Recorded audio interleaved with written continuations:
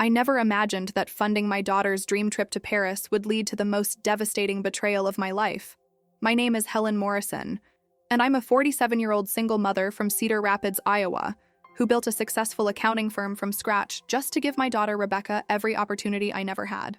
For years, I poured everything into her: private school, Northwestern University, designer clothes, and now this $23,000 cultural immersion program in France.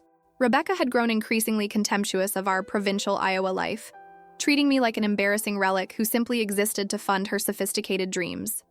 When I surprised her in Paris for her 21st birthday, she panicked.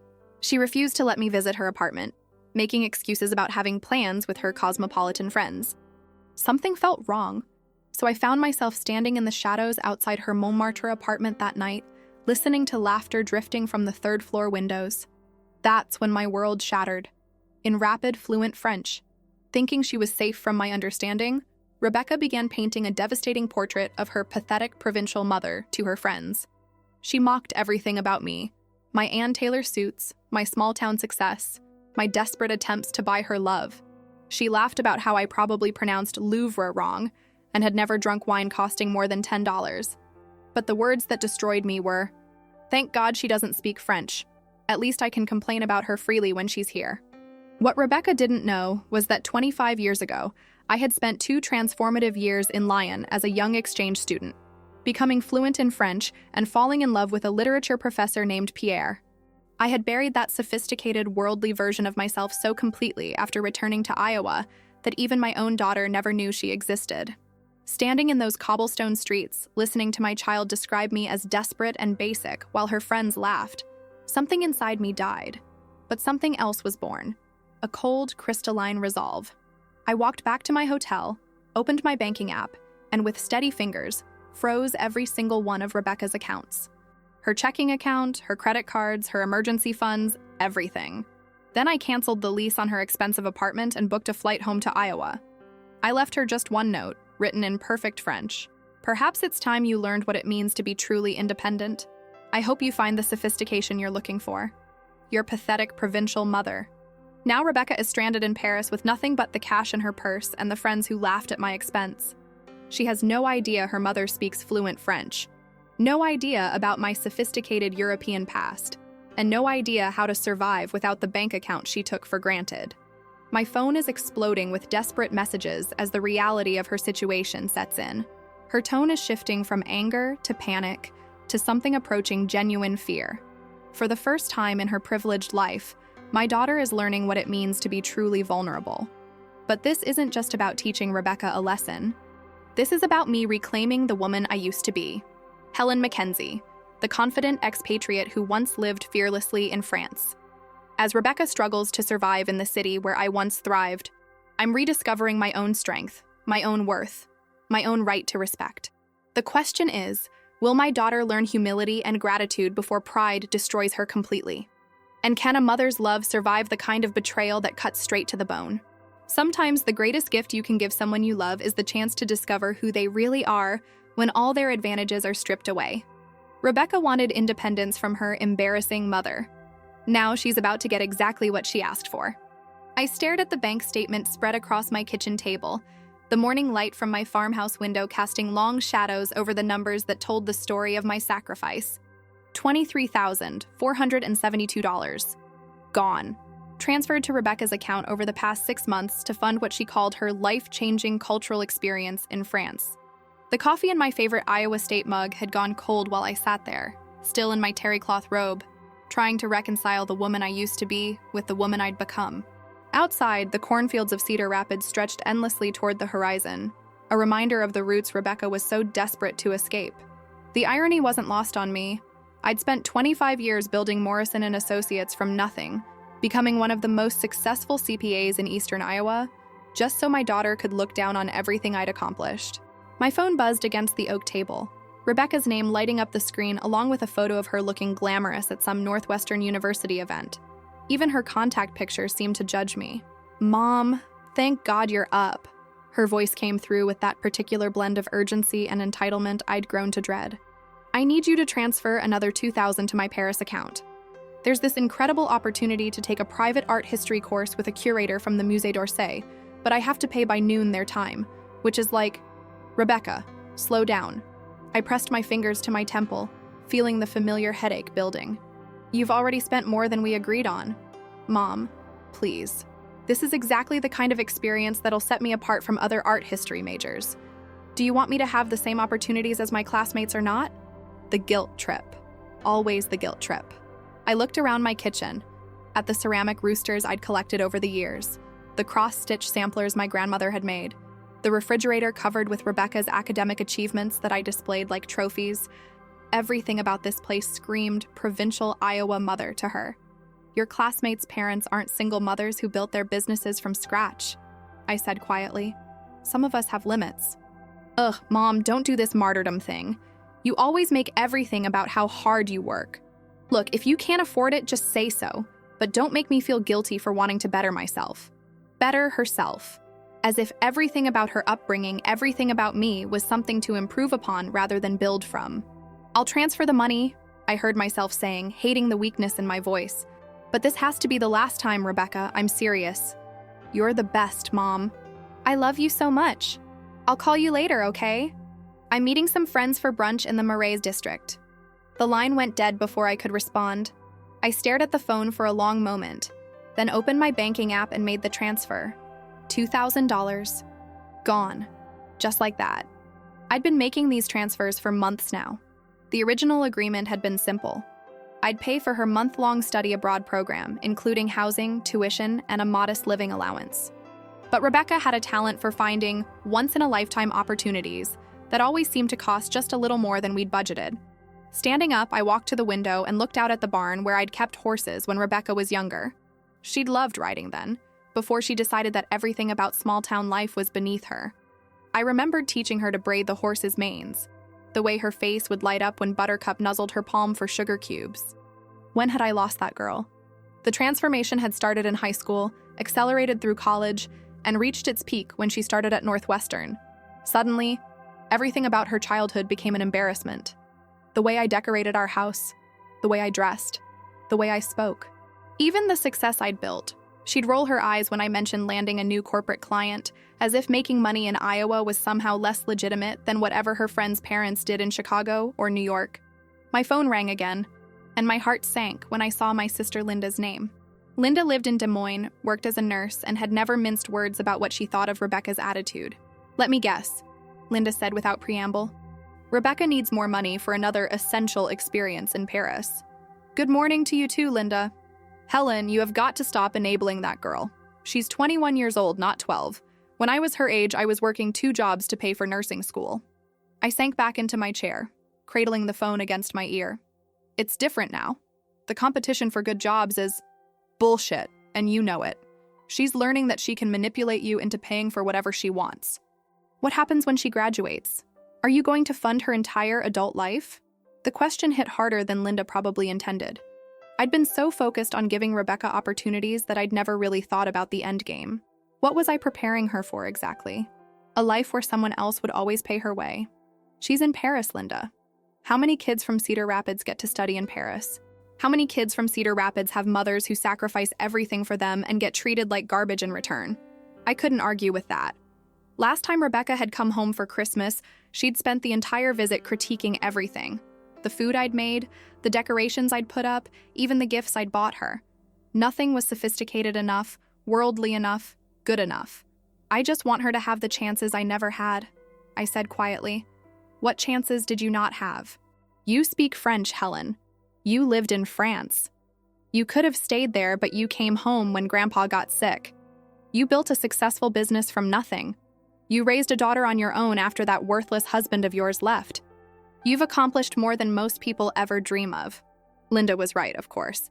But somehow, in the years since Rebecca's father had walked out, I'd convinced myself that I was just a small-town accountant, that my achievements didn't matter because they happened in Iowa instead of New York or Los Angeles. Rebecca's dismissive attitude toward our life had seeped into my own self-perception. I have to go, I told Linda. I need to get ready for work. Think about what I said, Helen. That girl needs to learn some appreciation before it's too late. After Linda hung up, I sat in the quiet kitchen for a while longer. Through the window, I could see my neighbor Jim Patterson feeding his cattle.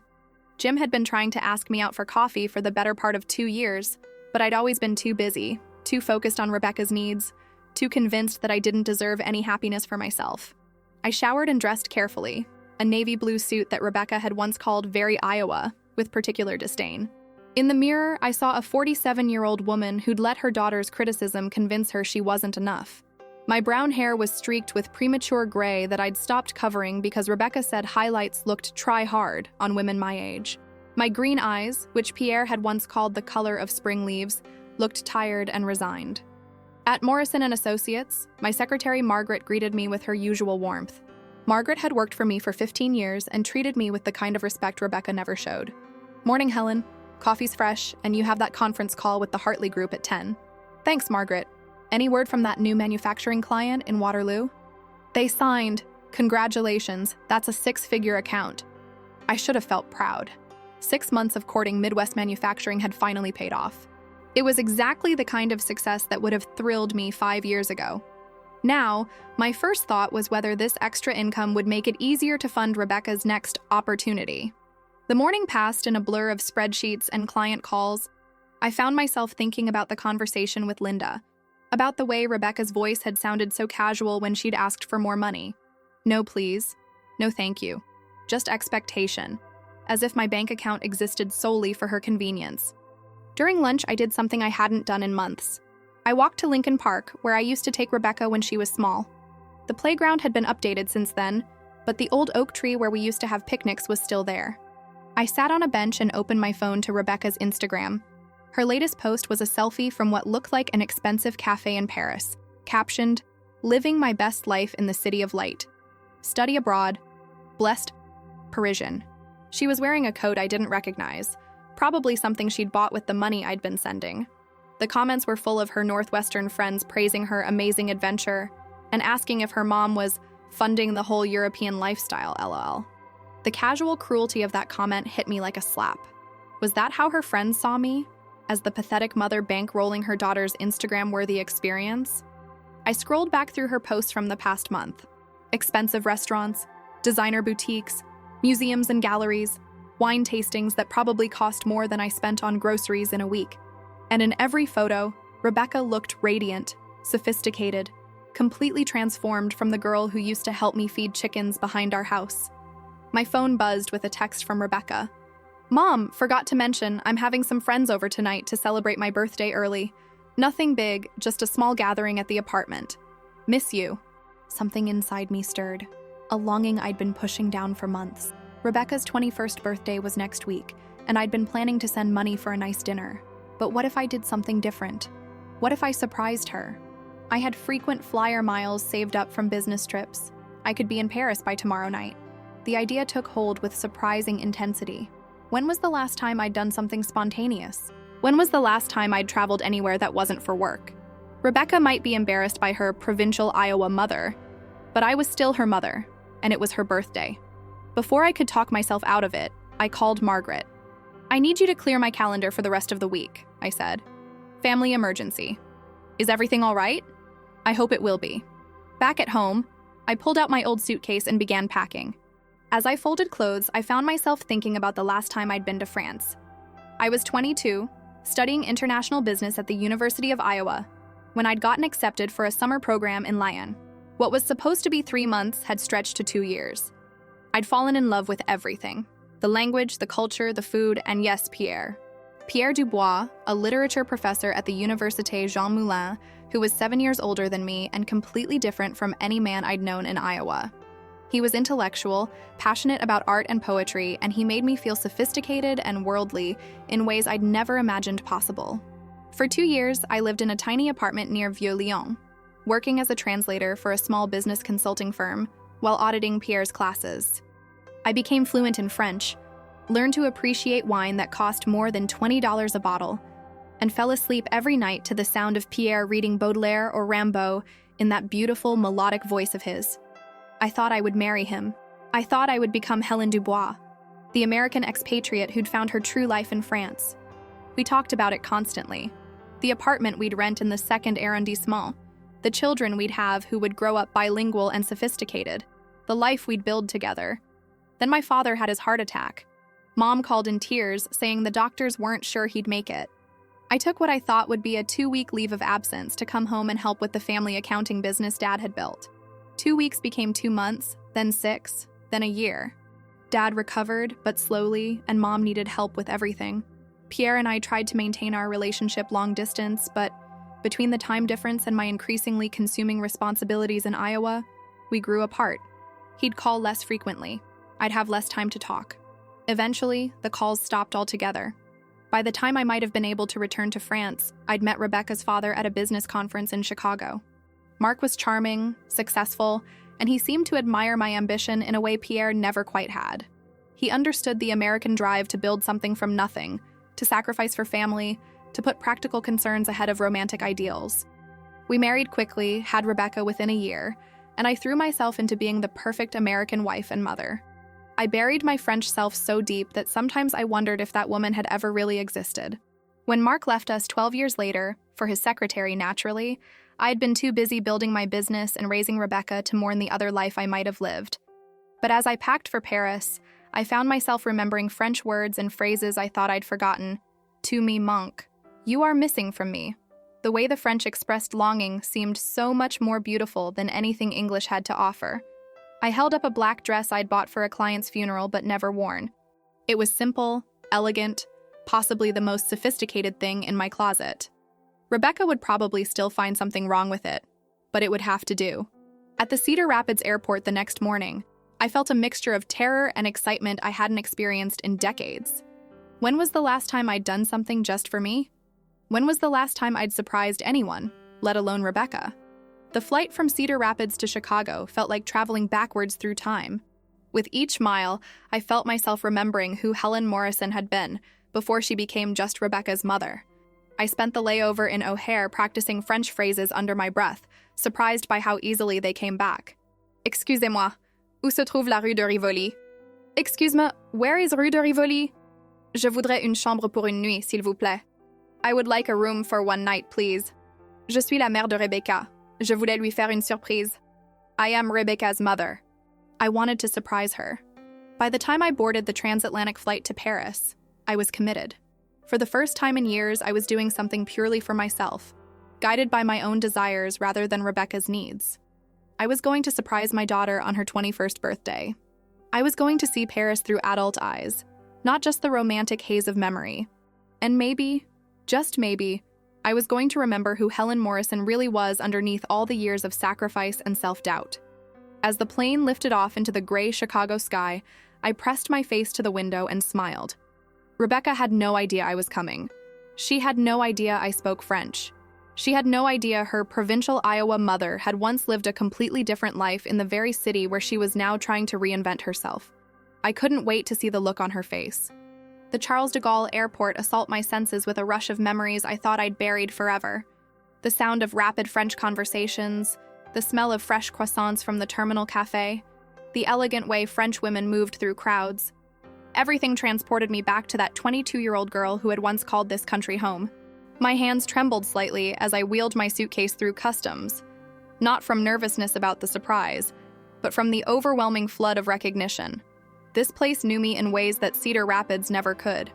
I'd booked a room at a modest hotel near the Bastille, partly to save money, and partly because it was close to the Montmartre apartment I'd rented for Rebecca. The taxi ride through Paris at evening rush hour was like watching a movie of my former life. The Haussmannian buildings with their wrought iron balconies, the narrow streets that somehow accommodated both medieval architecture and modern traffic, the way the September light turned everything golden. It was exactly as I remembered, yet somehow more beautiful through adult eyes. Première fois à Paris, madame? The taxi driver asked, catching my wide-eyed expression in the rearview mirror. Non, I replied automatically, then caught myself. It had been over 20 years since I'd spoken French aloud to anyone but myself. Je veux dire, ça fait longtemps que je ne suis pas venue ici. Ah, vous parlez très bien français? American? Oui, from Iowa. He chuckled. Iowa, très exotique. Like in the movies, non? All the corn. I laughed despite myself. Even in France, Iowa was a punchline. Rebecca wasn't entirely wrong about our home state's reputation. But there was warmth in the driver's amusement, not the cutting disdain I'd grown accustomed to from my daughter. At the hotel, I checked in and immediately called Rebecca. My heart pounded as I dialed, imagining her reaction to my surprise. "Mom?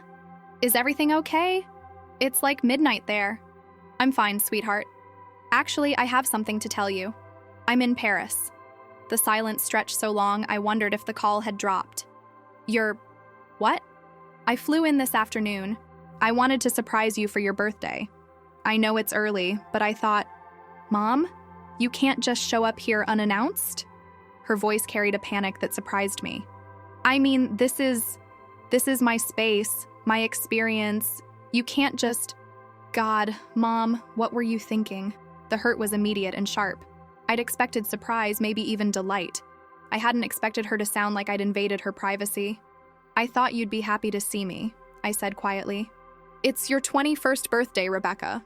I wanted to celebrate with you. But I already have plans. I'm having people over tonight, and tomorrow I have that art history thing I told you about, and..." She paused, and when she spoke again, her voice had shifted to that carefully controlled tone she used when she needed something.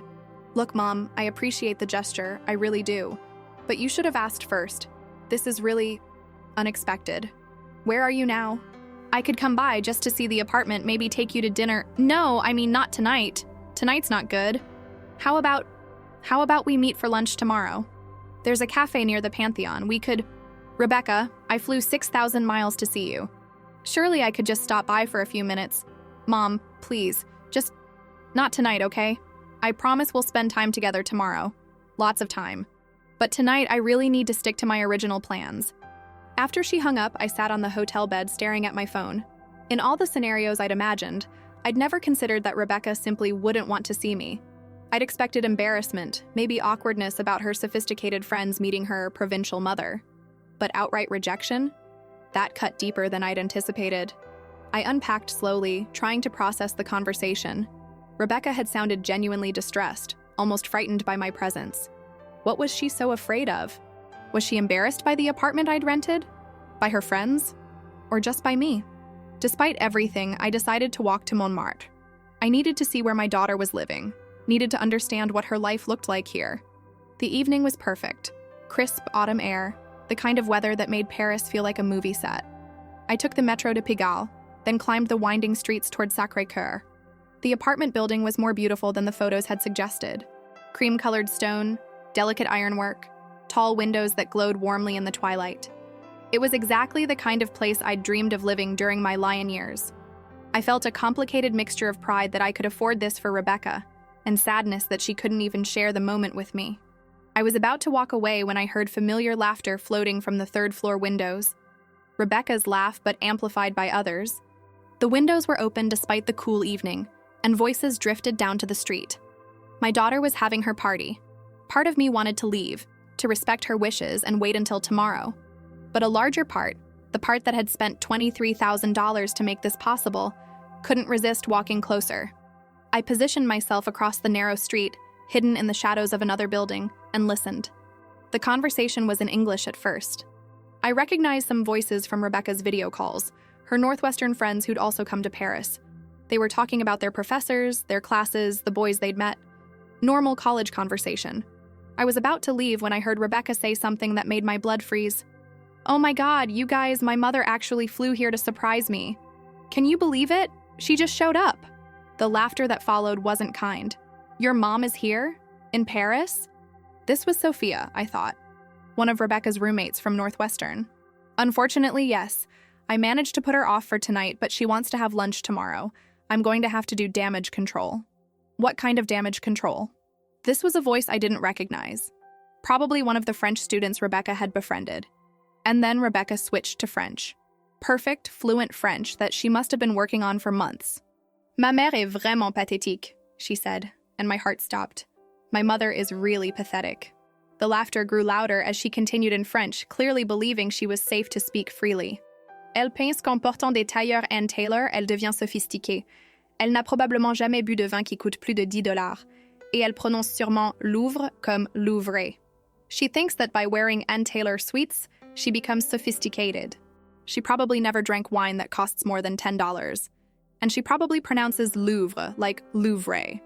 I pressed my back against the cold stone wall, feeling like I might vomit. But Rebecca wasn't finished. Le pire, c'est qu'elle jette de l'argent sur tous les problèmes parce qu'elle n'a pas de classe à offrir. Elle essaie désespérément d'acheter mon amour, mais elle ne comprend pas que l'argent ne peut pas masquer le fait qu'elle est une mère américaine de base d'Iowa. The worst part is that she throws money at every problem because she has no class to offer.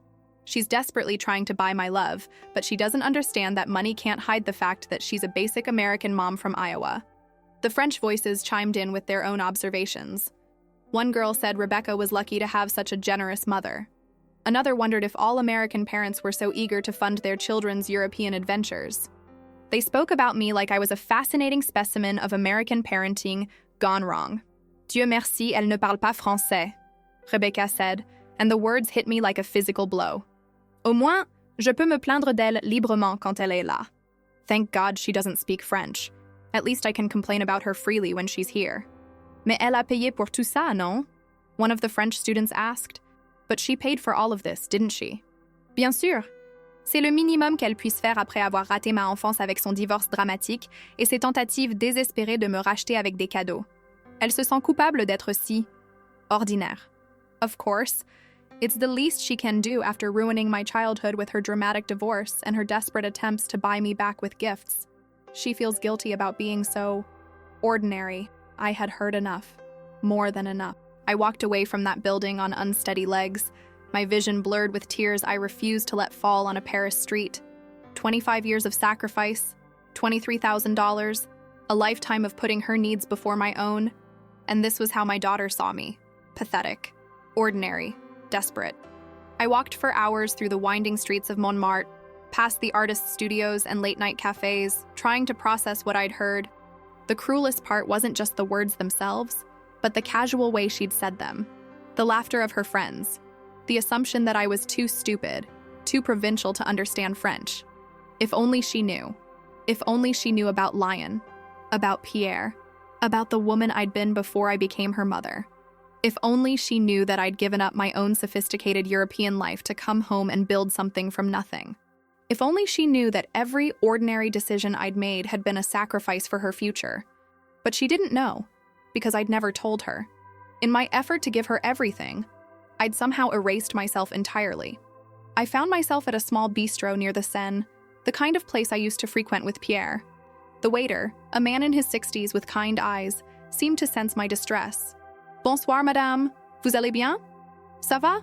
I said automatically, then corrected myself. Non, actually. Non, je ne vais pas bien du tout. He brought me a glass of wine without being asked, a beautiful Bordeaux that probably cost more than the bottles Rebecca mocked me for never buying. I sat there in the warm glow of the cafe, surrounded by the soft murmur of French conversations, and tried to figure out who Helen Morrison really was. Was I the pathetic provincial mother Rebecca described? The woman who threw money at problems because she had nothing else to offer? Or was I the woman who'd once lived fearlessly in a foreign country, who'd built a successful business from scratch, who'd sacrificed her own dreams to give her daughter opportunities?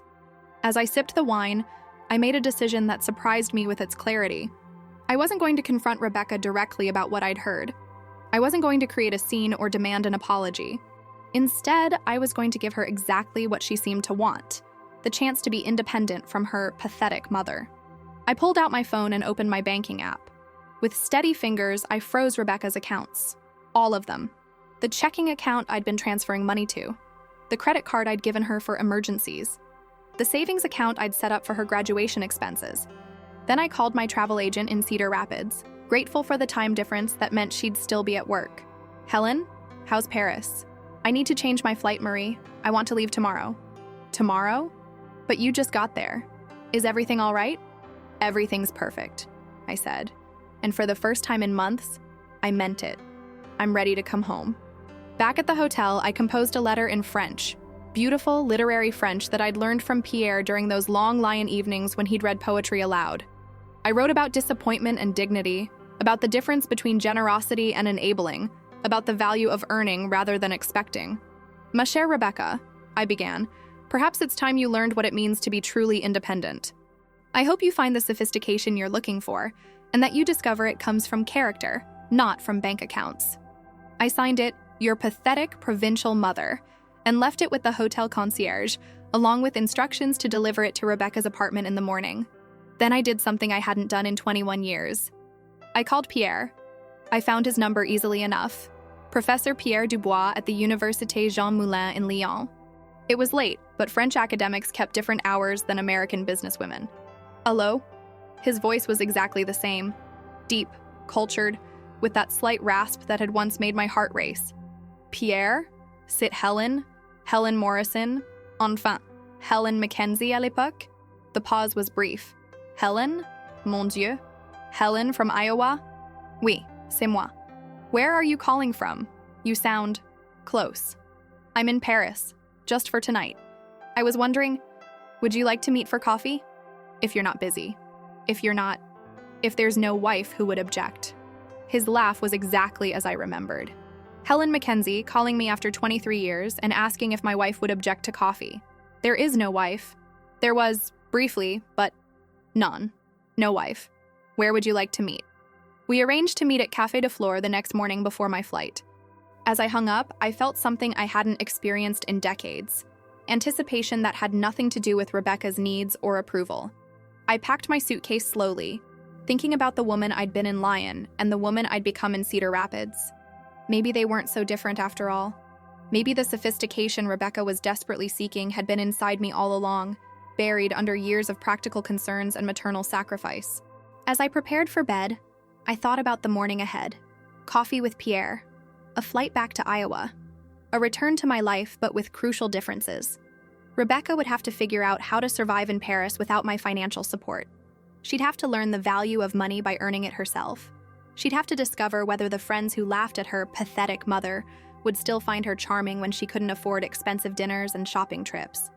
And I would have to rediscover who Helen Morrison was when she wasn't defined entirely by her role as Rebecca's mother and financial support system. I fell asleep that night to the sound of Paris outside my window, dreaming not of the future, but of the past. Of a young woman who'd once been brave enough to build a life in a foreign country, who'd loved and been loved, who'd spoken beautiful French and drunk expensive wine and believed that the world was full of possibilities. That woman was still inside me. Rebecca's cruelty had revealed her, stripped away the layers of doubt and self-denial I'd wrapped around myself like armor. Tomorrow, I would begin the process of setting us both free. The last thing I thought before falling asleep was how satisfying it would be to see Rebecca's face when she tried to use her credit card for breakfast and discovered that her pathetic provincial mother had finally learned to say no. But first, coffee with Pierre. First, a conversation with the man who'd once known Helen Mackenzie before she became anyone's mother, anyone's wallet, anyone's disappointment. First, a reminder of who I used to be, and perhaps who I could be again. The morning would bring consequences, tears, and probably a very angry phone call from my daughter. But for the first time in years, I looked forward to a day that was entirely my own, funded by my own money, guided by my own choices. Rebecca wanted independence. She was about to get it. And so, finally, was I. I woke at dawn in my small Parisian hotel room, not from any alarm, but from the unfamiliar sensation of sleeping soundly for the first time in months. The morning light filtering through the gauze curtains felt different somehow, cleaner, more purposeful. For 21 years, I'd awakened every day with Rebecca's needs as my first thought. Today, I woke thinking about Pierre, about coffee at Café de Flore, about the woman I used to be when I wore flowing scarves and could discuss Proust in fluent French. I dressed carefully, choosing a black wrap dress I'd brought on impulse, something I'd never worn in Cedar Rapids because it seemed too sophisticated, too European for a small-town accountant. Looking in the hotel mirror, I barely recognized myself. Not because I looked dramatically different, but because I looked present, alert, like a woman preparing for an adventure rather than another day of funding someone else's dreams. My phone had been buzzing intermittently since 5 a.m. Rebecca, presumably discovering that her financial lifeline had been severed. I didn't look at the messages. Whatever panic, rage, or manipulation awaited me in those texts could wait until after I'd reclaimed a piece of myself. Café de Flore at 8 in the morning was exactly as I remembered, buzzing with the particular energy of Parisians beginning their day. The red banquettes, the Art Nouveau fixtures, the waiters moving with practiced efficiency between tables crowded with intellectuals, tourists, and locals reading Le Figaro over café au lait. I chose a table near the window where I could watch the street and spotted Pierre immediately when he appeared at the corner of Boulevard Saint-Germain. 23 years had changed him, but in ways that somehow made him more attractive rather than less. His dark hair was silver now, and he wore it slightly longer than I remembered. Lines around his eyes spoke of decades of laughter, thought, concentration. He moved with the same fluid grace that had captivated me as a young student, but now it carried the confidence of a man comfortable in his own skin. Helen. He said my name like a prayer, like a word he'd been saving for decades. Mon Dieu. You haven't changed at all. Flatterer, I said, standing to embrace him. The hug was brief but electric, carrying echoes of intimacy we'd once shared. You look wonderful, Pierre. Truly. We settled into easy conversation in French, the language flowing between us as naturally as if I'd never left Lyon. Pierre told me about his career. He was now department head, had published 3 books on contemporary French literature, had been divorced for 5 years from a colleague who'd never understood his passion for teaching. And you? He asked, stirring sugar into his coffee with the same deliberate movements I remembered. Your letter said you had returned to Iowa for family reasons. But here you are in Paris, looking magnificent and speaking French as beautifully as ever. Tell me about these 23 years. So I did. I told him about my father's recovery, about building Morrison and Associates from a single-room office above a hardware store into one of the most successful accounting firms in eastern Iowa. I told him about the sleepless nights spent learning tax codes, the early morning meetings with farmers who needed help navigating agricultural subsidies, the slow process of earning respect in a male-dominated field. I told him about meeting Mark at a business conference in Chicago, about the whirlwind courtship that felt like destiny at the time, about believing I'd found a partner who understood ambition, who valued what I was building in Iowa even though it wasn't Paris or New York or anywhere particularly cosmopolitan. I thought I'd found my American version of you, I admitted, watching Pierre's expression carefully. Someone who saw potential in the woman I'd become, not just the woman I'd been in Lyon. Pierre nodded thoughtfully. And did he? For a while. Mark loved the idea of having a successful wife, especially during the early years when my business was growing and his was struggling. But when Rebecca came along, I paused, remembering those early years of motherhood. Everything changed. Suddenly, I wasn't Helen Morrison, entrepreneur. I was Helen Morrison, Mark's wife and Rebecca's mother. My business became something I fit in around the more important work of family. Did you mind? I thought I didn't. I told myself that being a mother was the most important job I'd ever have, and I threw myself into it completely. Rebecca was such a bright, engaging child. She asked endless questions, devoured books, showed early talent in art and languages. I wanted to give her every opportunity to develop those gifts. I described Rebecca's childhood in Cedar Rapids, the private music lessons, the art classes, the summer camps that cost more than most families spent on vacations, the way I'd restructured my business schedule around school events, soccer games, dance recitals, the gradual process by which Helen Morrison, the businesswoman, became secondary to Helen Morrison, the perfect mother. And your husband during this time? Mark was present but not engaged. He provided financially, came to the important events, but the daily work of raising Rebecca fell to me, which I didn't mind initially, but over time it became clear that he saw parenting as my department, just like cooking and decorating and maintaining relationships with his family. Pierre listened without judgment as I recounted the slow deterioration of my marriage. Mark's increasing absences for work, his critical comments about my appearance after Rebecca's birth, the way he'd started dismissing my business concerns as small-town problems that weren't worth his attention. The irony, I said, taking a sip of my perfect French coffee, is that by the time he left, I was relieved. I'd been doing the work of single motherhood for years already. The only difference was that now I could make decisions without having to justify them to someone who'd stopped respecting me anyway. How did Rebecca handle the divorce? She was 12, old enough to understand but too young to process it healthily. She blamed me initially, said I must have done something to drive Daddy away. Mark didn't help. He let her believe that our boring life in Iowa was the reason he needed to find excitement elsewhere. I described the years that followed. Rebecca's increasing academic achievement paired with growing disdain for our life.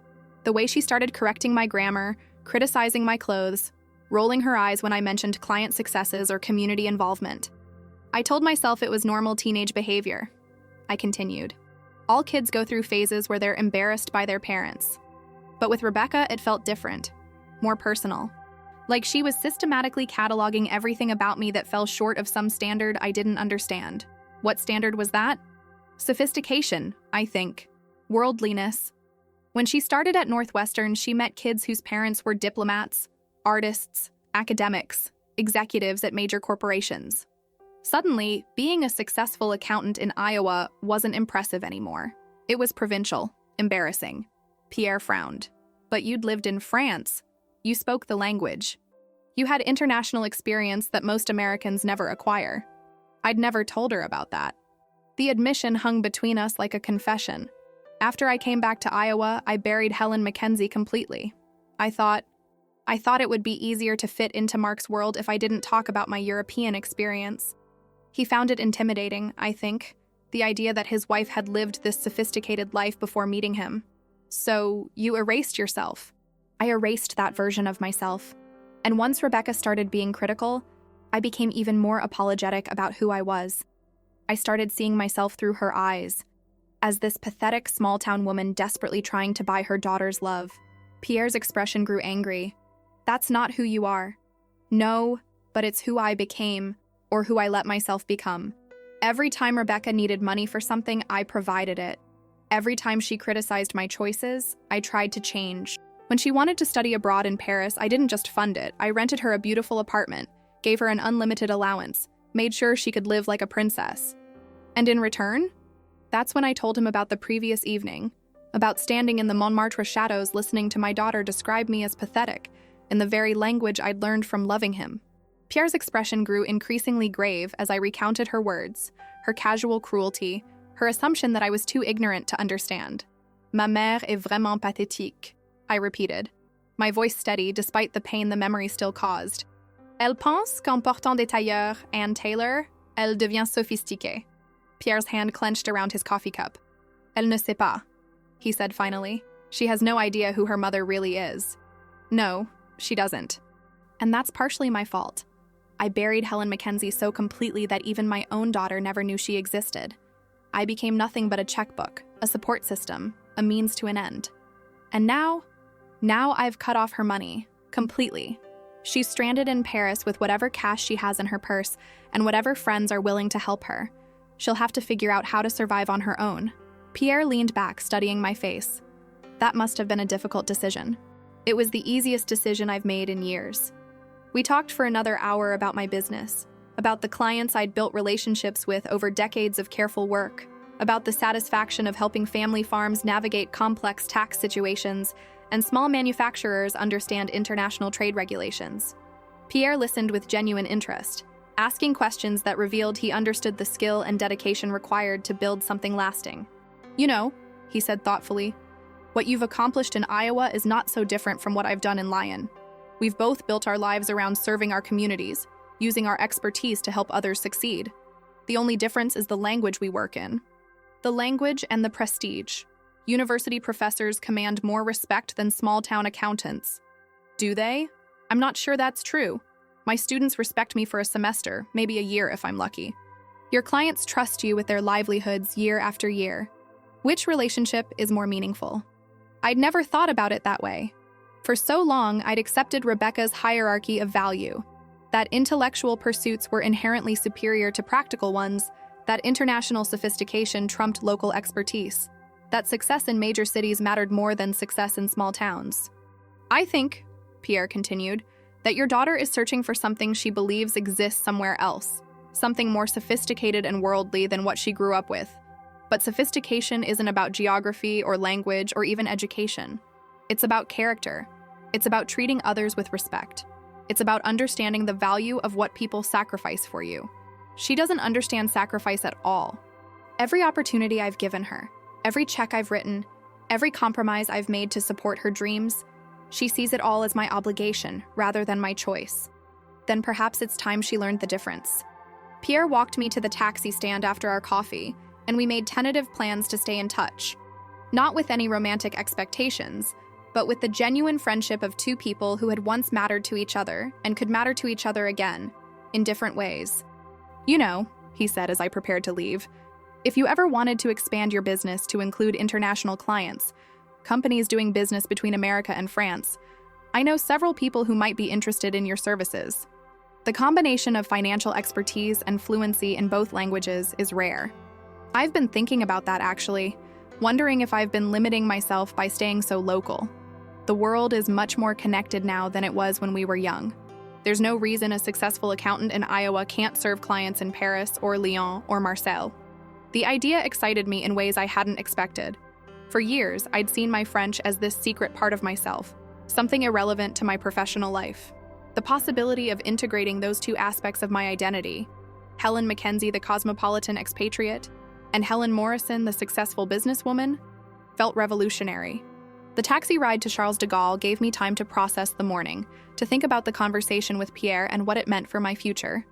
I turned my phone back on during the ride and was immediately flooded with messages, not just from Rebecca, but from her friends, from the study abroad program coordinator, even from some of the French students she'd befriended. Rebecca's messages had evolved throughout the morning.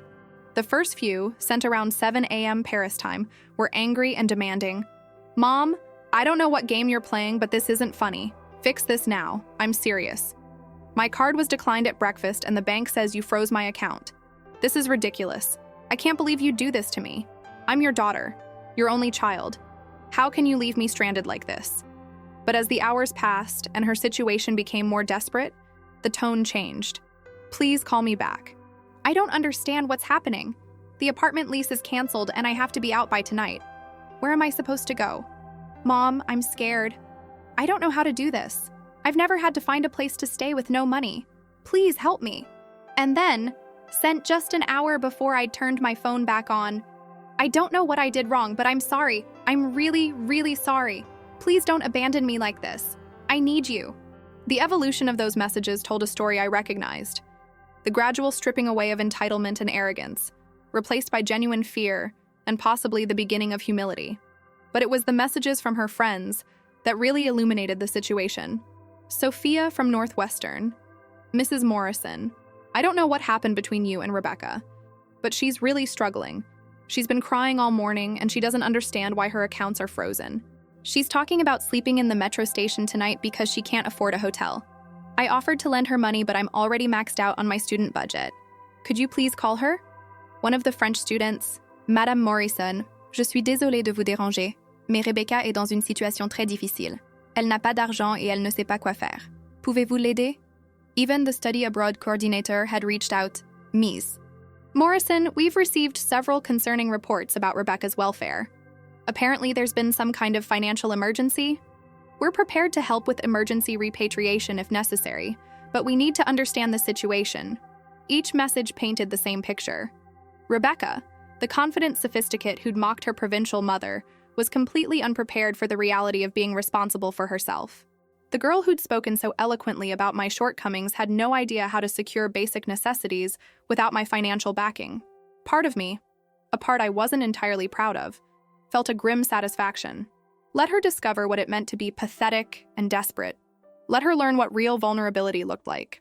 But the larger part, the mother part that had been trained by 21 years of protective instinct, felt genuine anguish at the thought of my daughter afraid and alone in a foreign country. I composed and deleted a dozen responses.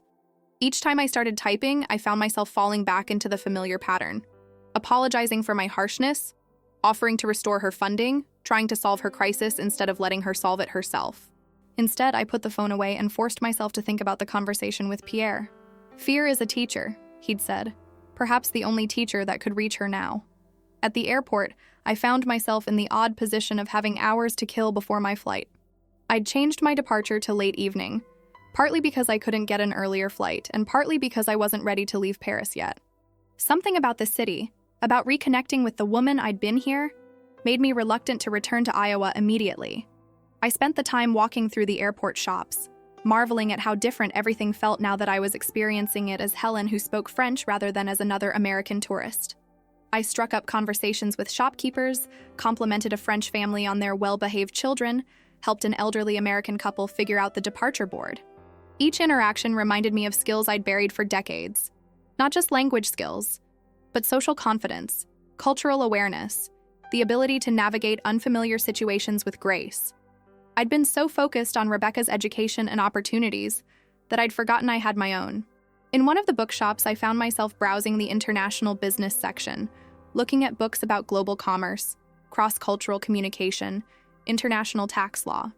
For the first time in years, I was thinking about my professional development, not in terms of what would help me fund Rebecca's next adventure, but in terms of what would challenge and fulfill me personally. I bought 3 books and a French novel I remembered loving during my lion years. As I stood in line to pay, speaking French with the cashier, I caught a glimpse of myself in a mirror and was startled by what I saw. Not the tired, anxious woman who'd been funding Rebecca's contempt for months, but someone poised, confident, interesting. This was who I was when I wasn't defining myself entirely through my daughter's needs and judgments.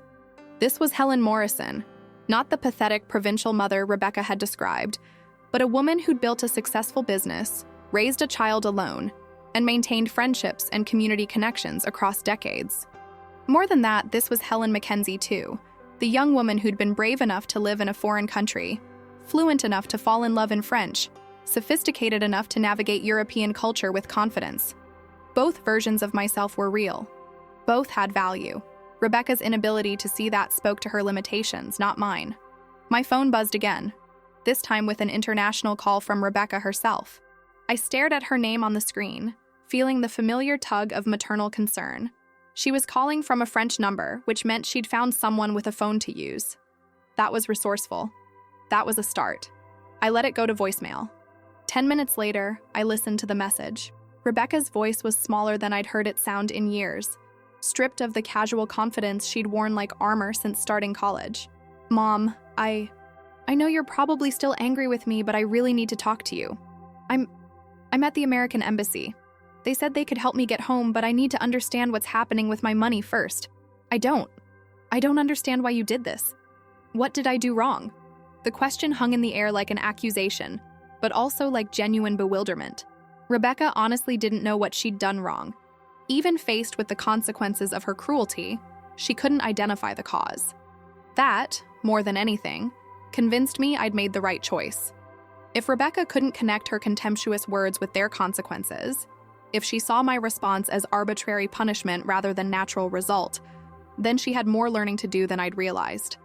But the fact that she'd found her way to the embassy showed resourcefulness.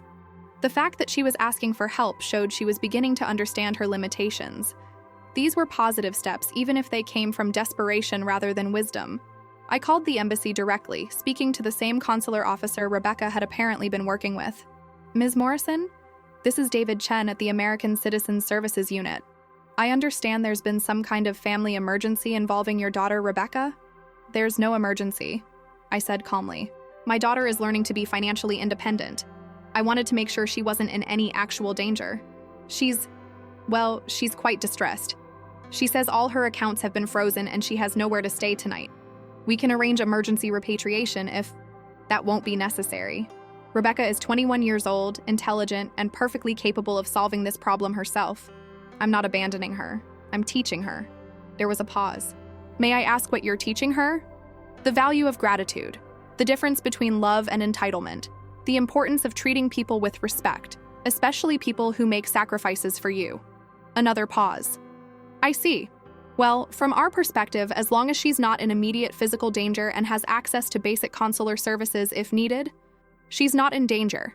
She's just learning what it feels like to be responsible for herself for the first time in her life. After hanging up, I felt better about my decision. If the embassy wasn't concerned about Rebecca's welfare, then she was managing better than her dramatic messages suggested. She was safe, she had resources available, and she was being forced to develop independence she should have learned years ago. The flight home was long and turbulent, both meteorologically and emotionally.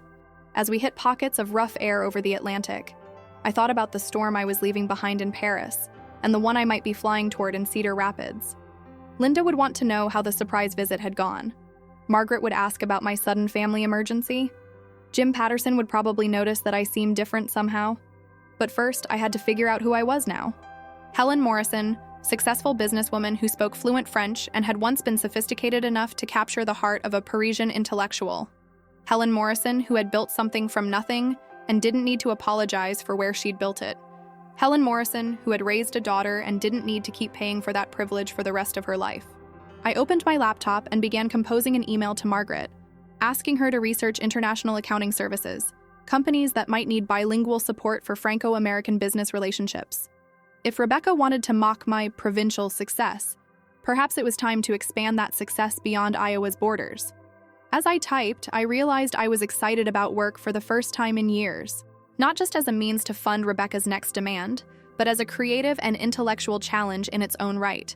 The idea of combining my business expertise with my French fluency, of serving clients in multiple countries and languages, felt like a natural evolution of everything I'd built.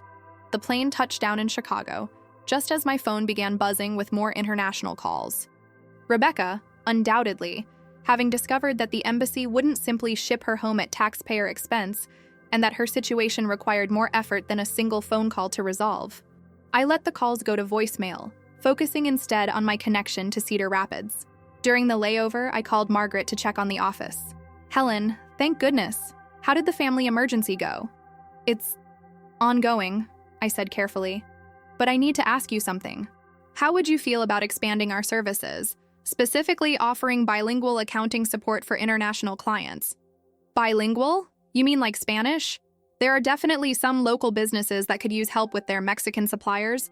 "I was thinking French and English." Margaret was quiet for a moment. "I didn't know you spoke French." "Fluently. I lived in France for 2 years in my 20s. It's time I started putting that experience to use professionally." "Helen, that's brilliant. Why didn't we think of this before?" "Because I buried that part of myself so deep I forgot it existed," I thought. "Because I let my daughter's contempt convince me my experiences didn't matter. Because I spent so long defining myself by other people's needs that I forgot I had value independent of my usefulness to them. Sometimes it takes a crisis to clarify things," I said instead.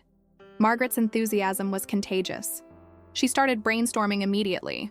Which clients might have international connections, how we could market bilingual services, whether there were trade organizations we should join. For the first time in months, I found myself thinking about business growth not as a way to increase Rebecca's allowance, but as an exciting challenge in its own right. After hanging up, I listened to Rebecca's latest voicemails. Her messages had evolved again throughout the day, tracking her growing understanding of her situation. The morning messages were still angry and demanding. "Mom, this is ridiculous. I talked to the embassy and they said you told them I'm learning to be independent." "What does that even mean?" "I'm your daughter. You can't just abandon me in a foreign country." But by afternoon, the tone had shifted to bargaining. "Okay, I get it. You're trying to teach me some kind of lesson." Message received. "I'll be more grateful or whatever. But can you please just send me enough money to get through the next few days? I promise I'll pay you back when I get home." And by evening, when she'd presumably spent her first night in a youth hostel or on someone's floor, genuine vulnerability had crept in. "Mom, please, I don't know how to do this. I've never had to figure out food and shelter with no money. I'm scared and I miss home and I just want to understand what I did wrong, so I can fix it and come back to being your daughter." That last message almost broke my resolve. Come back to being your daughter.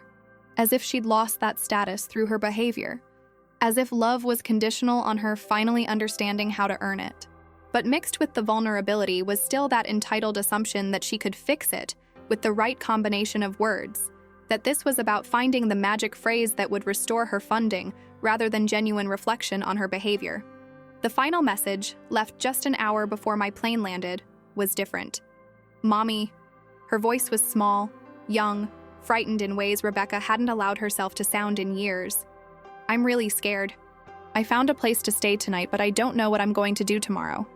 I keep thinking about what you used to tell me when I was little, about how actions have consequences and we have to take responsibility for our choices. I think I'm starting to understand what you meant, but I don't know what I did, and I don't know how to fix it. And I really need my mom right now. Please call me back. Mommy." She hadn't called me mommy since she was 7 years old and afraid of thunderstorms. I sat in the busy Chicago airport, surrounded by travelers heading to their own destinations, their own reckonings, and cried. Not for Rebecca's situation. She would survive this and hopefully emerge stronger. I cried for the years we'd lost to resentment and manipulation, for the daughter who'd never known her mother well enough to understand what she was destroying, for the woman I'd allowed myself to become in the name of unconditional love. But I also cried with a strange sense of relief. For the first time in years, Rebecca was speaking to me without calculation, without the careful modulation she used when she wanted something. The fear in her voice was genuine, but so was the recognition that actions have consequences. She was beginning to connect her behavior with her situation, even if she didn't fully understand the connection yet. That was progress. Painful, frightening progress, but progress nonetheless. The Iowa landscape looked different from the airplane window as we descended towards Cedar Rapids. Not smaller or less significant than it had when I'd left, but simply mine. My land, my choice, my life, built from determination and sacrifice and love. Rebecca could call it provincial all she wanted. I would call it home. At baggage claim, I was surprised to see Linda waiting for me. "How did you know I was coming back early?" "I didn't, but Margaret called to say you'd had some kind of family emergency in Paris, and knowing you, I figured you might need a ride home. Plus," she grinned, "I was curious as hell about what happened over there." "I'll tell you in the car," I said, hefting my suitcase. "But Linda, I'm not in crisis. For the first time in years, I'm exactly where I'm supposed to be." "Good," Linda said, studying my face as we walked toward the parking garage. "You look different. Stronger. More like the Helen I remember from before I lost myself in being Rebecca's mother." I wasn't going to put it that harshly, but yes. As we drove through Cedar Rapids toward my house, I told Linda about the trip. About Rebecca's rejection. About standing in the shadows listening to my daughter mock me in French. About the devastating realization that she saw me as pathetic and desperate. Linda listened without interruption until I got to the part about freezing Rebecca's accounts. "You did what?" She nearly swerved off I-380. "Helen, that's brilliant. It's harsh, but it's brilliant." "You think I did the right thing?" "I think you did the only thing that might actually get through to that girl. She's been manipulating you for years, Helen. Years. And you've been so afraid of losing her love that you never noticed you didn't actually have it." The words stung because they were true. She loves me, in her way. She loves what you provide for her. There's a difference. Real love doesn't include contempt, Helen. Real love doesn't include taking everything someone offers and then mocking them for offering it. We drove in silence for a few minutes, past the familiar landmarks of home, the corporate headquarters I'd done tax work for, the restaurant where I'd celebrated Morrison and Associates' 10th anniversary, the elementary school where Rebecca had won the spelling bee in 3rd grade. "So what now?" Linda asked as we pulled into my driveway. "Now Rebecca learns to take care of herself. And I learned to be someone other than her financial support system. About time." My house looked exactly the same, but I felt like a stranger walking through my own front door. The ceramic roosters, the cross-stitch samplers, the photographs of Rebecca's achievements, everything I'd thought made me look provincial now just looked like home. My choices, my tastes, my life. I made coffee in my favorite Iowa State mug and sat at my kitchen table, the same table where I'd transferred money to Rebecca just 3 days before. My phone was full of messages, voicemails, texts from unknown international numbers. Rebecca was mounting a campaign, enlisting anyone she could think of to convince me to restore her funding. I ignored them all and called Margaret instead. "Helen, thank goodness you're back. I've been researching those international services you mentioned, and I think we're sitting on a gold mine. Do you know how many Iowa companies are trying to expand into European markets? And how few accounting firms can offer truly bilingual services?" We talked for an hour about business possibilities, about the potential for growth, about the excitement of building something new after years of maintaining what we'd already created. Margaret's enthusiasm was infectious, and I found myself making plans not just for professional expansion, but for personal growth. "I want to take some refresher courses," I told her. "International tax law, European business practices, maybe even some advanced French to make sure my business vocabulary is current."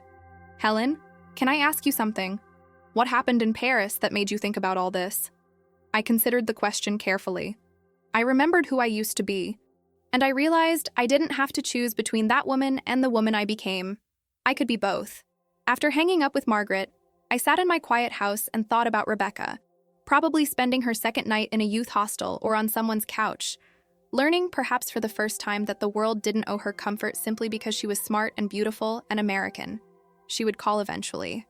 When she'd exhausted all other options, when she'd learned enough humility to have a real conversation instead of just demanding rescue, when she was ready to see me as something other than a pathetic provincial bank account.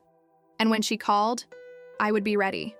Not as the desperate mother willing to buy love at any price, but as Helen Morrison, successful businesswoman, former Parisian expatriate, fluent French speaker, and woman who had built a life worth respecting. I would be ready to teach my daughter about the difference between love and enabling, between generosity and manipulation, between supporting someone's dreams and funding their contempt. But first, she would have to learn to ask properly. She would have to learn to say please and thank you, and I'm sorry in ways that meant something more than just the opening moves in a negotiation for money. She would have to learn that sophisticated women don't mock their mothers. They honor the sacrifices that made their opportunities possible. My phone rang again, Rebecca's number on the international line. I looked at it for a long moment, then turned the phone to silent and placed it face down on the table. She wasn't ready yet, but she would be. And when she was, I would be here, in my provincial Iowa home, speaking fluent French and running a successful international business, and being proud of every single choice that had brought me to this moment. I would be here, but I would not be desperate. I would not be pathetic. I would not be anyone's bank account. I would just be myself. Finally, completely, unapologetically myself. The next morning, I woke to find 17 missed calls and 23 text messages. Rebecca's campaign had intensified overnight, but now there were messages from people I didn't recognize. Other American students in Paris, French acquaintances she'd made, even someone claiming to be a social worker concerned about an abandoned American student. Each message painted the same picture. Rebecca as victim, me as cruel mother who'd inexplicably cut off support to her struggling child. The narrative had become simplified, sanitized of the context that would explain my actions. I read through them all, looking for signs of growth, of understanding, of any indication that Rebecca was beginning to connect her situation with her behavior. Most of the messages were still focused on solving the immediate crisis, rather than understanding its cause. But then I found one that was different. A text sent at 3 a.m. Paris time. Mom, I keep thinking about what happened before you left. About the party, about my friends. Did I say something that hurt you? I've been trying to remember, but I was speaking French with everyone, and I know you don't. Wait, Mom, do you speak French? Have you always spoken French? I feel like there's so much about you I don't know. And maybe that's part of the problem. Maybe I've been so focused on becoming someone sophisticated that I never noticed you already were someone sophisticated. I'm scared and I'm sorry and I really want to come home and start over. Please call me. There it was. The first glimmer of real understanding. The beginning of recognition that her mother might be more than she'd assumed, that her contempt might have been based on ignorance rather than insight. It wasn't everything. She still hadn't fully processed what she'd said or why it was hurtful. She still framed her situation as something that had happened to her, rather than something she'd caused. But she was asking the right questions for the first time. I composed a brief response. Rebecca, I do speak French. I lived in Lyon for 2 years before you were born. I heard everything you said about me at your party. I love you, but I will not continue funding your contempt. When you're ready to have an honest conversation about respect and gratitude, call me. Until then, you have everything you need to take care of yourself. You're braver and more capable than you know. I sent the message and then turned my phone off completely. Whatever Rebecca's reaction would be, I wasn't ready for it yet. I needed time to process my own emotions, to prepare for whatever conversation would eventually come. The days that followed were unlike anything I'd experienced in 21 years. For the first time since Rebecca's birth, I woke up each morning thinking about my own goals, rather than her needs. I threw myself into work with renewed energy, researching international business opportunities, reaching out to contacts from my Lyon years who might now be in positions to facilitate Franco-American partnerships. Margaret was thrilled by my transformation. Helen, I've never seen you this excited about work, she said during one of our planning sessions. It's like you've rediscovered your passion for business. I have, I said, spreading out research materials about European tax regulations. I'd forgotten that I chose this career because I loved it, not just because I was good at it. Within a week, we'd identified 3 potential clients: an Iowa agricultural equipment manufacturer looking to expand into French markets, a Des Moines medical device company that needed bilingual compliance support, and a French textile firm seeking American distribution partners. The work would require me to travel, to use skills I'd buried for decades, to present myself as the international businesswoman I'd once trained to become. You'll need to update your wardrobe, Margaret observed, looking at my collection of conservative suits. If you're going to be representing the firm internationally, you'll want to look the part. She was right. The clothes that had served me well in Cedar Rapids, sensible, understated, designed not to intimidate local clients, wouldn't translate to European business settings. I needed to reclaim not just my language skills, but my sense of style. my confidence in sophisticated environments. Shopping for a professional wardrobe was revealing in ways I hadn't expected. Looking at myself in tailored European cut jackets, silk blouses, elegant accessories, I realized how much I'd diminished myself over the years. Not just to please Rebecca, but to fit into a version of Iowa life that felt safer, less conspicuous, less likely to attract criticism or jealousy. "You look like a different person," Linda observed when I showed her my purchases. "More like the Helen I knew in college before you started apologizing for being successful." I didn't realize I'd been apologizing. "Honey, you've been apologizing for being smart, being accomplished, being interesting for so long, I think you forgot you had anything to not apologize for. Rebecca just made it worse by confirming your worst fears about yourself." Linda was right. Rebecca's criticism had found fertile ground in insecurities I'd been nurturing for years, fears that I wasn't cultured enough, sophisticated enough, interesting enough to deserve respect. Her contempt had seemed like external validation of my own self-doubt. But standing in my bedroom surrounded by clothes that made me look and feel like the professional I actually was, I realized those fears had been largely baseless. I was cultured, I spoke French fluently and had lived successfully in Europe. I was sophisticated, I'd built a business from nothing and maintained relationships across decades. I was interesting, I'd had adventures, made sacrifices, overcome challenges that most people never faced. Rebecca's inability to see those qualities said more about her limitations than mine. 2 weeks after my return from Paris, Jim Patterson finally worked up the courage to approach me directly about dinner instead of dropping hints through mutual friends. I found him waiting by my car after work on a Thursday evening, looking nervous but determined. "Helen, I know this might be presumptuous, but I was wondering if you'd like to have dinner with me this weekend." "Not," he added quickly, "because I think you need taking care of or anything like that. Just because I've been wanting to ask for about 2 years, and I figured if I waited any longer, I might lose my nerve entirely." I looked at Jim, really looked at him for the first time in years. He was a good man, kind and steady, successful in his own right as a veterinarian. We'd known each other since high school, had maintained a friendly relationship through marriages and divorces, and the general chaos of small-town life. He'd never once suggested I was provincial or unsophisticated. He'd simply admired what I'd built and wanted to be part of it. "I'd like that," I said, surprising myself with how much I meant it. "I'd like that very much." "Really? I mean, great. Saturday, there's that new French restaurant in Iowa City." I laughed. French sounds perfect. Our dinner date was the first purely social evening I'd had in years that wasn't centered around Rebecca's needs or school events. Jim was an easy conversationalist, curious about my recent trip to Paris, impressed by my business expansion plans, comfortable with silences in ways that spoke to genuine confidence rather than social anxiety. When he asked about Rebecca, I gave him the abbreviated version, that she was learning to be independent, that we were working through some communication issues, that sometimes parents had to make difficult choices for their children's long-term benefit. "Sounds like you're teaching her what my father taught me," Jim said thoughtfully. "That respect is earned, not given. And that love without accountability isn't really love at all." I'd never heard it put quite that way, but he was right. By funding Rebecca's contempt, by accepting her disrespect in exchange for her presence, I hadn't been showing love. I'd been enabling dysfunction. "It's the hardest thing I've ever done," I admitted. "Every maternal instinct tells me to rescue her, to fix her problems, to make sure she's safe and comfortable. But she's 21 years old. If she can't figure out how to treat people with basic decency by now, maybe she needs to learn the consequences of not doing so." Jim nodded approvingly. "My guess is she'll figure it out.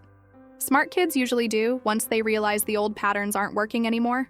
That night, I went to sleep thinking not about Rebecca's situation in Paris, but about Jim's quiet strength, about the way he'd looked at me like I was interesting rather than pathetic, about the possibility of building something new with someone who already respected what I'd accomplished.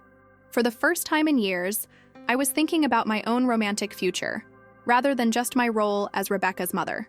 The breakthrough came 3 weeks after my return from Paris. I was in my office working on a proposal for the French textile client when Margaret buzzed me. "Helen, you have an international call. The caller says she's Rebecca Morrison and it's urgent." I looked at the phone for a long moment, then picked up. "Hello, Rebecca." "Mom." Her voice was different, smaller, more careful than I'd heard it sound in years. "Thank you for taking my call. How are you?" I'm okay. I mean, I'm surviving. I have a job now. working at a bakery near République. It doesn't pay much, but it's enough for a bed in a hostel and food. The owner, Madame Dubois, she's been teaching me about French business practices, about how respect works differently here, but it still matters everywhere. Dubois. The same surname as Pierre, though certainly a coincidence in a country where it was as common as Smith in America. I'm glad you found work. Mom, I need to tell you something. I know what I said about you at the party. Sophia told me you were there that night, that you heard everything. I've been trying to understand why you left like that, why you cut off my money, and I think I'm starting to get it. I waited, not wanting to interrupt what sounded like the beginning of genuine reflection. I said terrible things about you, cruel things that weren't even true, but I said them anyway because I thought it made me sound sophisticated to criticize you. I didn't think about how that would make you feel. I didn't think about how unfair it was to someone who had given me everything. Rebecca, please, let me finish. I need to say this. I've been working for Madame Dubois for 2 weeks now, getting up at 5 a.m. to help with the morning baking, serving customers, learning what it means to earn money instead of just having it given to me. And every day she tells me stories about her daughter, who lives in America now, who calls her every week to thank her for sacrifices she made years ago. Rebecca's voice was getting stronger as she continued. I never thanked you, Mom. Not really. I took everything you gave me and then acted like it wasn't enough, like you weren't enough. I spoke about you like you were an embarrassment instead of someone who built a successful business and raised me by herself and still found money to send me to Paris. I was so focused on becoming someone impressive that I never noticed I already had an impressive mother. I felt tears starting, but I blinked them back. This was exactly the conversation I'd hoped we'd eventually have, but I needed to hear all of it. Madame Dubois asked me yesterday if I'd ever told you I was proud of you, and I realized I hadn't. Not ever. I've only ever focused on what I wanted you to be different about, never what was already amazing about who you are. Mom, I'm proud of you. I'm proud that you built Morrison & Associates from nothing. I'm proud that you speak French, and I still can't believe I never knew that. I'm proud that you're strong enough to let me figure things out on my own, even when it must be terrifying for you. Now I was crying, quiet tears that felt like relief rather than sadness. I want to come home, Rebecca continued, not because Paris is hard, but because I miss you. I miss my mom, not the woman who pays for things, but my actual mother, who I apparently never bothered to get to know properly. Would it be okay if I came home? I have enough money saved for a plane ticket now. I want to start over with us.